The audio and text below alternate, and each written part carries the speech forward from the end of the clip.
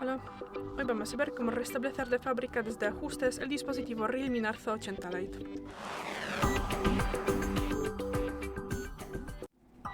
Para esto pasamos a los ajustes, luego tendremos que buscar la pestaña Sistema, aquí, luego abrimos la última restablecer teléfono y otra vez última borrar todos los datos.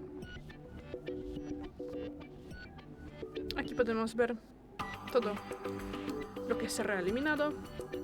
Entramos en borrar todos los datos y si utilizas algún tipo de bloqueo de pantalla tendrás que entrarlo para confirmar.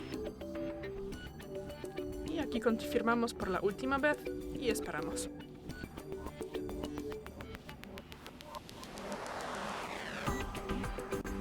Bueno, y ya es todo. Gracias por el vídeo, danos un like y suscríbenos. Hasta luego.